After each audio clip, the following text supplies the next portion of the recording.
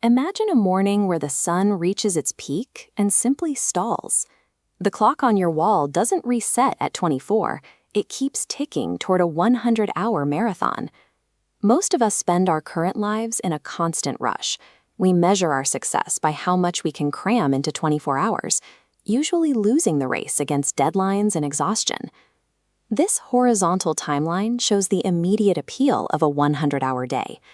After accounting for a standard 8-hour sleep, you're left with 92 hours of total autonomy.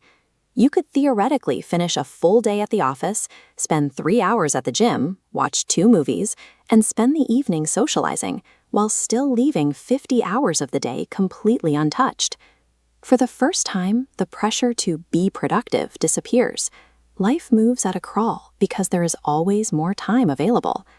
However, this perceived freedom ignores the fact that time governs the release of our hormones and the pulse of our economic systems. We have to look at what happens when we try to force our biological hardware and modern job requirements into a calendar that is 4 times longer than the one we evolved for. The first failure happens within your internal systems.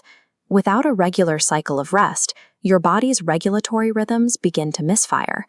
Human biology is built on the circadian rhythm, a molecular clock expecting a predictable 24-hour loop of light and dark to regulate body temperature to digestion. In a 100-hour cycle, facing 50 hours of sunlight, your internal clock still demands sleep every 16 hours. Your schedule shatters into fractured naps, never fully restoring energy, leaving you in permanent jet lag. This biological mismatch leads to chronic physical symptoms. Persistent headaches and elevated cortisol levels become the baseline as your body remains in a constant state of emergency.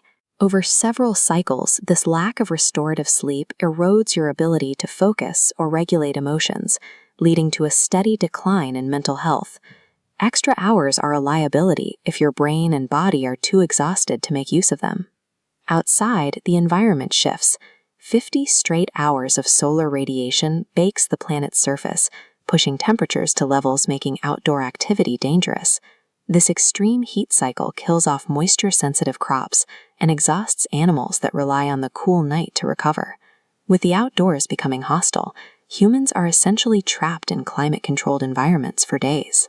While our bodies struggle, our social and economic institutions would begin a different kind of adaptation.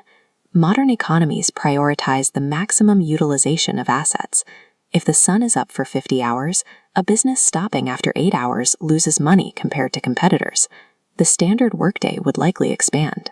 To maximize output, employers would push for 30-hour rotations. This expanded work block quickly swallows your planned personal time.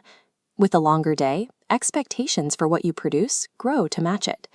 Educational systems would follow a similar logic, stretching classes and study blocks into massive marathons to prepare students for the new pace of labor. Instead of gaining leisure, we find that labor expands to fill every hour that our biology used to reserve for rest. The 100-hour day eventually reveals itself as a marathon of exhaustion. Life doesn't get slower, it just becomes harder to finish.